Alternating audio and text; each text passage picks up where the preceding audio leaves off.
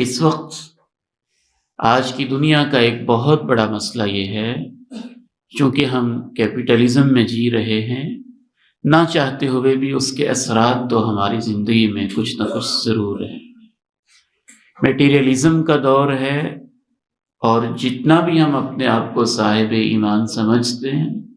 بہرحال مادیت پرستی کے اثرات اور اس کی جھلک کچھ نہ کچھ ہماری زندگی میں آ ہی جاتی ہے، اور اس کا نتیجہ یہ ہے کہ اس قسم کے موضوعات کو بھی ہم نے اپنی مساجد میں بہت کم یا محدود کر دیا۔ موت کو یاد کرنا سمجھداری کی علامت ہے، تو یاد کرنے کا مطلب کیا ہے؟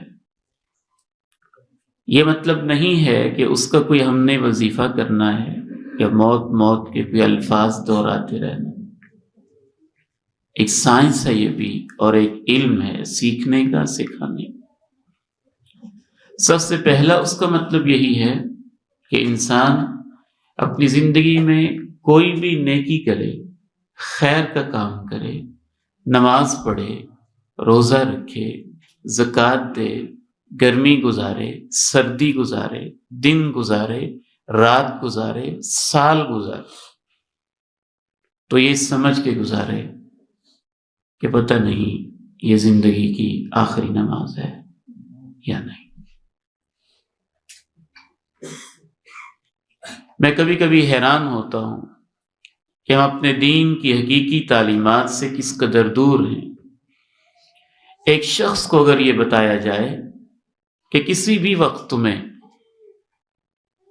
قید میں بھیجا جا سکتا ہے اور کسی بھی وقت تمہیں گرفتار کیا جا سکتا ہے اور کسی بھی وقت تمہیں موت کی گھاٹ پہ اتارا جا سکتا ہے، اور اچانک یہ ہوگا، لیکن یہ طے ہے کہ تمہارے ساتھ یہ ہوگا، تو کیا ایسا شخص جو قید میں ہے 1 سال گزرنے کے بعد وہ اس کے اوپر جشن منائے گا کہ میری قید کا 1 سال مزید کم ہو گیا ہے اور موت کی گھاٹ مزید قریب آ گئی ہے؟ رسول اللہ صلی اللہ علیہ وسلم نے سمجھداری کا نصاب یہ بتایا، اور اللہ تعالیٰ نے اس طرف توجہ دلائی کہ زندگی ایسے گزارو کہ موت کو ہر وقت اپنی آنکھوں کے سامنے رکھو۔ یا ایھا الذین آمنوا اتقوا اللہ حق تقاتہ ولا تموتن الا وانتم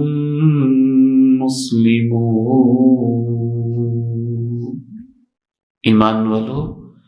اللہ کے احکام کی پابندی کرو جیسے پابندی کا حق بنتا ہے، اور اس وقت تک کرو کہ تمہیں موت آئے تو تم پابندی میں ہی ہو اور اللہ کے حکموں کی عملداری میں ہی۔